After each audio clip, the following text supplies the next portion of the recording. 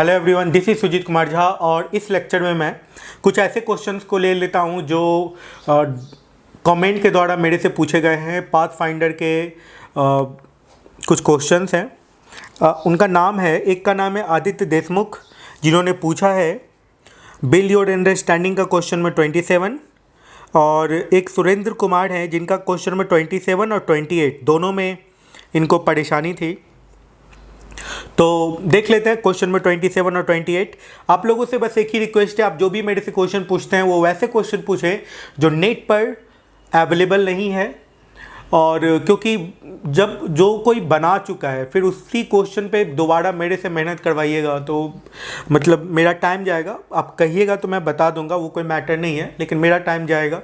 और आप किसी भी बुक का क्वेश्चन पूछ सकते हैं, कोई मैटर नहीं है, बस क्वेश्चन होना चाहिए, क्वेश्चन का एक लेवल होना चाहिए कि मज़ेदार क्वेश्चन होना चाहिए, कुछ कॉन्सेप्चुअल ऐसा कॉन्सेप्ट होना चाहिए जिससे स्टूडेंट जब देखें तो उनको बहुत कुछ नया सीखने को मिले। ऐसा यदि कॉन्सेप्ट रहे तो बहुत ज़्यादा बेहतर है। जैसे मैं आने वाले टाइम में एक टॉपिक पे डिस्कशन करूँगा, मेटा मटेरियल, ऑप्टिक्स में मेटा मटेरियल का कॉन्सेप्ट है, और अभी आने वाले टाइम में मेटा मटेरियल का एप्लीकेशन बहुत ज़्यादा होने वाला है ऑप्टिकल इंस्ट्रूमेंट सब में, ठीक है। तो मेटा मटेरियल के बारे में थोड़ा सा डिस्कशन करूंगा मैं, बहुत ज़्यादा तो सिलेबस में है नहीं। आईआईटी इस पे क्वेश्चन पूछ भी चुका है, इस कारण से डिस्कशन करना बनता भी है। तो देख लेते हैं क्वेश्चन में 27 और 28 को, तो बातें तो होती रहेंगी। तो देखिए क्वेश्चन में 27 में क्या कहा जा रहा है, देखिएगा। A parallel plate capacitor has 2 section. In these sections, area of plate are A1 and A2 and distance between the plates are D1 and D2. Figure में दिया हुआ आप देख सकते हैं, स्क्रीन पे आ रहा होगा। Respectively, the distance between the plates are much smaller than the linear dimension. Okay. A uniform electric field E that is perpendicular to the plate is switched on, neglecting edge effect. Edge effect को नहीं लेना है, अच्छा है, question आसान हो गया। Deduce expression for the intensity E1 and E2 of electric field established in both the section of the capacitor. देखिए इस क्वेश्चन को मैं अप्रोच कैसे करता हूँ, ठीक है, समझिएगा। इसमें कुछ ऐसा, पहले इसमें कुछ पॉइंट्स आपको समझना होगा। मैं कॉन्सेप्ट के साथ इस क्वेश्चन को आपको बता रहा हूँ। देखिएगा बहुत अच्छा, बहुत लाजवाब क्वेश्चन है, बहुत मज़ा आने वाला है इस क्वेश्चन में। देखिए जैसे मान लीजिए ये एक प्लेट है, ठीक है, इसको इलेक्ट्रिक फील्ड में रख दिया गया, एक कंडक्टिंग प्लेट है।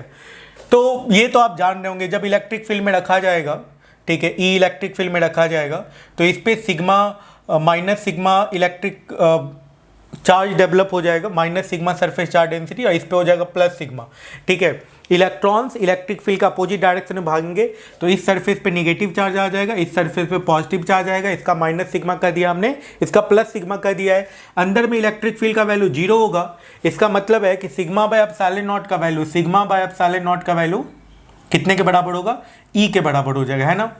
सिग्मा बाय एप्सिलॉन नॉट, इसका इलेक्ट्रिक फील्ड इधर ई हो जाएगा, और एक पहले से इलेक्ट्रिक फील्ड है तो इस कंडक्टर के अंदर जो इलेक्ट्रिक फील्ड का जो नेट वैल्यू होगा 0 के बराबर हो जाएगा, ठीक है। तो कुछ ऐसा होगा, ये पहला कॉन्सेप्ट था। अब चलते, यदि 2 प्लेट्स हो तो क्या होगा, 2 प्लेट्स हो, 2 न्यूट्रल प्लेट्स हो तो क्या होगा। देखिएगा जैसे मान लेते हैं कि ये 2 न्यूट्रल प्लेट्स हैं, ये 2 न्यूट्रल प्लेट्स है, इसको इलेक्ट्रिक फील्ड रीजन में रख दिया गया। अब इलेक्ट्रिक फील्ड रीजन में रख दिया जाएगा तो अंदर में इलेक्ट्रिक फील्ड 0, अंदर में इलेक्ट्रिक फील्ड 0, यहाँ भी 0, यहाँ भी 0, ठीक है ना। तो अब क्या है कि फिर से इलेक्ट्रिक फील्ड के अपोजिट डायरेक्शन में नेगेटिव चार्ज, मतलब इस पे नेगेटिव आएगा, इस पे पॉजिटिव आ जाएगा, इस पे नेगेटिव आ जाएगा, इस पे पॉजिटिव आ जाएगा, कुछ ऐसा आ जाएगा, है ना। तो इसमें इलेक्ट्रिक फील्ड 0, इस सेक्शन में इलेक्ट्रिक फील्ड 0, इस सेक्शन में फिर से इलेक्ट्रिक फील्ड का वैल्यू कितने के बराबर हो जाएगा, 0 के बराबर हो जाएगा, है ना। और इस सेक्शन में इलेक्ट्रिक फील्ड जो है, इस सेक्शन में इलेक्ट्रिक फील्ड का वैल्यू कितने के बराबर हो जाएगा, आप बता सकते हैं। ये वाला जो सेक्शन है यहाँ पर इलेक्ट्रिक फील्ड कितने के बराबर हो जाएगा, फिर से ई के बराबर हो जाएगा। कुछ लोग सोच रहे होंगे यहाँ पर तो 2 ही हो जाएगा, नहीं भाई, यहाँ पर भी इलेक्ट्रिक फील्ड, क्योंकि ये इलेक्ट्रिक फील्ड, ये जो इलेक्ट्रिक फील्ड है, ये इलेक्ट्रिक फील्ड बस यहीं तक है, ठीक है। इसके अंदर इलेक्ट्रिक फील्ड जीरो होगा, तो इसमें जो इलेक्ट्रिक फील्ड जनरेट होगा इस पॉजिटिव और इस निगेटिव चार्ज के कारण होगा। एक और पॉइंट आप देख सकते हैं, ये जो पॉजिटिव निगेटिव का जो इलेक्ट्रिक फील्ड होगा वो इस डायरेक्शन में होगा, जो इस इलेक्ट्रिक फील्ड को कैंसिल आउट कर देगा। तो जो भी इलेक्ट्रिक फील्ड बचेगा इसका बचेगा, इसके बीच में इलेक्ट्रिक फील्ड अब ई हो जाएगा, है ना। इसमें इस रीजन में इलेक्ट्रिक फील्ड ई था, इस रीजन में इलेक्ट्रिक फील्ड जीरो था, इसमें ई था, इसमें फिर से जीरो था और फिर से इधर ई इलेक्ट्रिक फील्ड हो जाएगा। ये कॉन्सेप्ट है, ठीक है। अच्छा कॉन्सेप्ट था। अब आगे बढ़ते हैं, अब क्वेश्चन पे चलते हैं। क्वेश्चन में क्या कहा जा रहा है, तो कैपेसिटर का दो सेक्शन है, कैपेसिटर का दो सेक्शन है जो कि कनेक्टेड है ना। और कनेक्टेड यदि है तो आप ये बात समझ सकते हैं कि जब दो कंडक्टर को आप कनेक्ट कर दोगे तो दोनों का पोटेंशियल सेम हो जाएगा, ठीक है। तो ये कॉन्सेप्ट पे ये बेस्ड क्वेश्चन है। तो ये एक प्लेट रहा, ये दूसरा प्लेट रहा, ठीक है, मैं ऐसे बना देता हूँ, कोई मैटर नहीं है। ये तीसरा प्लेट रहा, ये चौथा प्लेट रहा, ठीक है ना। अब इसको, इस पूरे सिस्टम को इलेक्ट्रिक फील्ड रीजन में रखा गया। क्वेश्चन को आप समझ लीजिए, उसके बाद फिर आप मेरे सॉल्यूशन को देखिए। देखिए कुछ ऐसा है, इसका एरिया A1 है, इसके बीच का सेपरेशन D1 है, इसका एरिया A2 है, इसके प्लेट के बीच का सेपरेशन D2 है, ठीक है। तो अब जो इलेक्ट्रिक फील्ड होगा, ई इलेक्ट्रिक फील्ड होगा, जनरेट हो जाएगा। ये बिफोर कनेक्शन, अभी इन दोनों कैपेसिटर को कनेक्ट नहीं किया गया है, ठीक ना। तो इनिशियली जो होगा यहाँ पे इलेक्ट्रिक फील्ड ई होगा, तो यहाँ पे निगेटिव चार्ज डेवलप हो जाएगा, यहाँ पे पॉजिटिव चार्ज डेवलप हो जाएगा, यहाँ पे निगेटिव चार्ज डेवलप हो जाएगा, यहाँ पे पॉजिटिव चार्ज डेवलप हो जाएगा, ठीक है। जो सरफेस चार्ज डेंसिटी यहाँ का होगा वही सरफेस चार्ज डेंसिटी यहाँ का भी होगा, ठीक है। तो सिग्मा बाई एप्सिलॉन नॉट का जो वैल्यू है ये ई के बराबर होगा, ठीक है, कोई दिक्कत नहीं। इसका एरिया A1 है, इसका एरिया A2 है, मतलब इस पे यदि चार्ज Q1 आ गया होगा, इस पे चार्ज कितना आ गया होगा Q1, तो Q1 by A1 by epsilon not equal to Q2 by A2 epsilon not, that is equals to क्या होगा E। तो यहाँ से Q1 का वैल्यू पता चल गया E A1 एप्सिलॉन नॉट, और Q2 का वैल्यू पता चल गया E A2 एप्सिलॉन नॉट। ये ज्वाइन करने से पहले, कनेक्ट करने से पहले कुछ ऐसा होगा। अब देखिए, अब जब इसको कनेक्ट कर दिया गया, ठीक है ना, तो जो इलेक्ट्रिक फील्ड को जीरो कर रहा था जो सरफेस, उस पर कोई फर्क नहीं पड़ेगा। देखिए ये दोनों मिलके, इधर वाला सरफेस पॉजिटिव चार्ज वाला और इधर वाला सरफेस मिलके एक इधर जो इलेक्ट्रिक फील्ड क्रिएट कर रहा था, जो कि इसको बैलेंस कर रहा था, उस पर कोई फर्क नहीं पड़ेगा। फर्क किस पे पड़ेगा, इस पे, क्योंकि ये बदल सकता है और इलेक्ट्रिक फील्ड अंदर में फिर भी जीरो होगा, ठीक है। तो इसके बीच, इस सरफेस पे और इस सरफेस पर जो चार्ज है और इस सरफेस पर जो चार्ज है, इसमें चेंज आएगा। क्यों? क्योंकि जब कनेक्ट कर दिया गया है तो पोटेंशियल का वैल्यू क्या कर देना है, सेम कर देना है, ठीक है।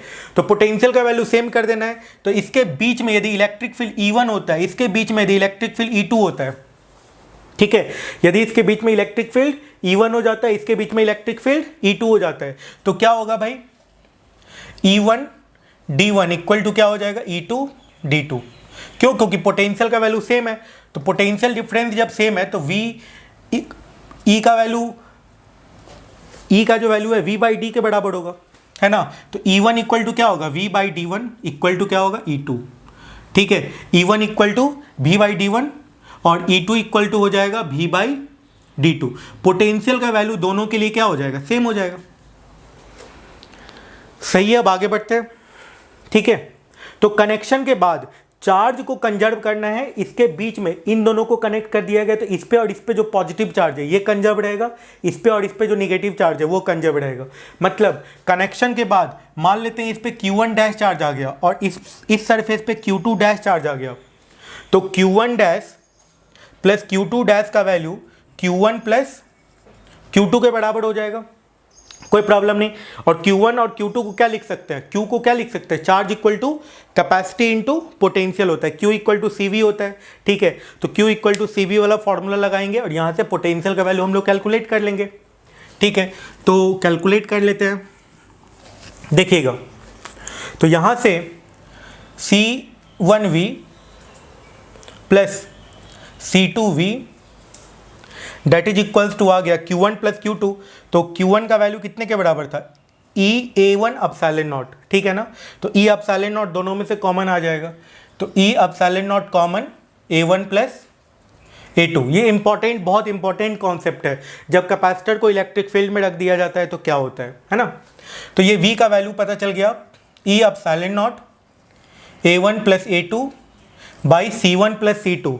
C1 प्लस C2 को क्या लिखेंगे, epsilon not A1 by D1 epsilon not A2 by D2, ऐसा कुछ लिखेंगे, ठीक है। अब इसको सॉल्व कर लेते हैं तो V का वैल्यू मिल जाएगा, है ना।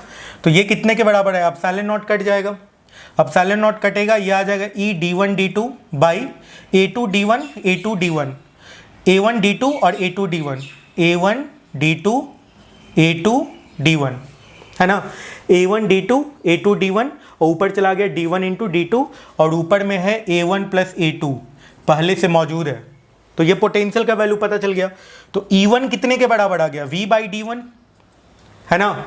तो E1 का वैल्यू कितने के बराबर आ जाएगा, E D2 A1 plus A2 by A1 D2 plus A2 D1, ठीक है भाई। और E2 कितने के बराबर आ जाएगा, V बाई D2 के। तो ये कितने के बराबर आ जाएगा, देख लीजिए, E D1 A1 plus A2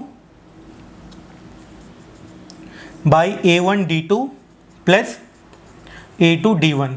तो इस तरीके से ये क्वेश्चन सॉल्व हो गया, ठीक है ना। चलते हैं फिर क्वेश्चन नंबर 28 पे। तो सुरेंद्र कुमार ने लिखा है कि क्वेश्चन नंबर 27 और 28 को एक ही वीडियो में बना देना है, ठीक है। आप जो कहें, आपका क्वेश्चन है। देखिए क्वेश्चन नंबर 28 को भी देख लेते हैं हम लोग। क्वेश्चन नंबर 28 देखते हैं। सबसे पहले क्वेश्चन नंबर 28 में कहा क्या जा रहा है, radii of the inner and outer concentric conducting sphere of a spherical capacitor are A and B, one half of the space between the sphere is filled with a linear isotropic dielectric of permittivity epsilon 1 and the other half with the another linear isotropic dielectric permittivity epsilon 2 as shown in the figure, ठीक है। The inner and outer sphere are given charge plus Q and minus Q respectively.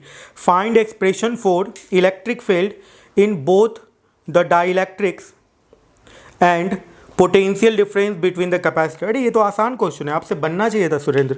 देखिए ये है दो sphere है ना, ये दो स्फीयर है।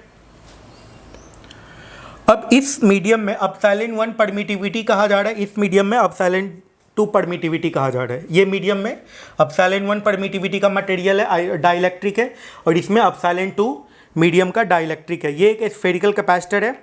तो स्फेरिकल कैपेसिटर का कैपेसिटी कितना लिखते हैं हम लोग, एप्सिलॉन नॉट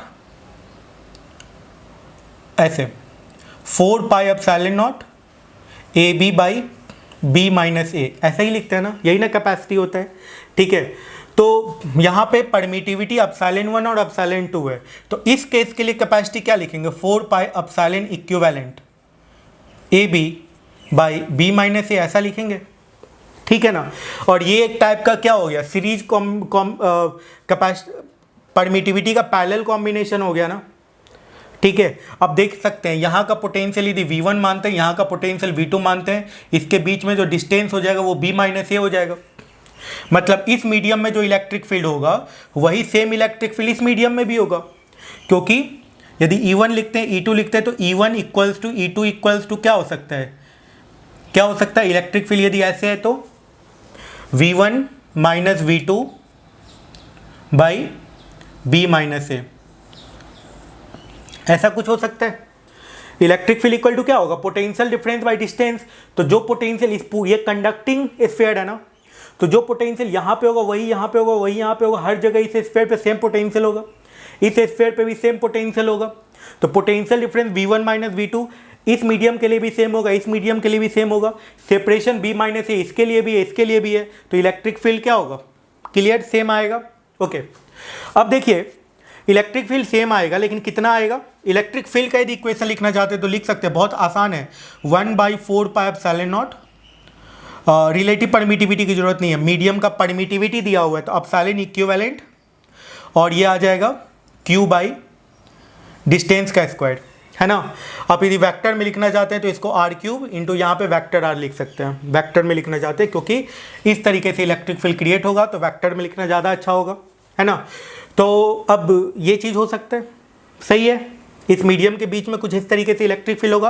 एप्सिलॉन इक्विवेलेंट को कैसे लिखिएगा, ये टू की पैरेलल कॉम्बिनेशन है तो एप्सिलॉन 1 प्लस एप्सिलॉन 2 बाई 2, ये हो गया एप्सिलॉन इक्विवेलेंट का वैल्यू, ठीक है। एप्सिलॉन इक्विवेलेंट का ये वैल्यू हो गया epsilon 1 epsilon 2, epsilon 1 plus epsilon 2 by 2। अब देख सकते हैं इस तरह का आपने देखा होगा कि ये मीडियम में एप्सिलॉन 1 हो और इस मीडियम में यदि एप्सिलॉन 2 मीडियम हो तो यहाँ पे एप्सिलॉन इक्विवेलेंट कितने के बराबर होता है, एप्सिलॉन 1 प्लस एप्सिलॉन 2 बाई 2 इतने के बराबर होता है। तो ये पुट कर सकते हैं आप, कैपेसिटी कैलकुलेट कर सकते हैं। यदि कैपेसिटी कैलकुलेट कर सकते हैं तो पोटेंशियल कैलकुलेट करना तो बहुत आसान है। कैसे कीजिएगा आप पोटेंशियल कैलकुलेट, तो Q इक्वल टू होता है C इंटू वी, ठीक है।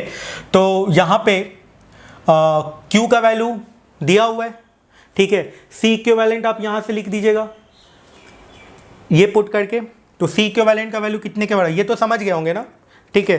तो C इक्विवेलेंट का वैल्यू कितने के बराबर आ जाएगा, देख लीजिए। C इक्विवेलेंट का वैल्यू आ जाएगा 2 pi epsilon 1 plus epsilon 2 AB by B minus A, ये आ जाएगा C का वैल्यू, ठीक है। तो V का वैल्यू क्या आ जाएगा, Q बाई C आ जाएगा।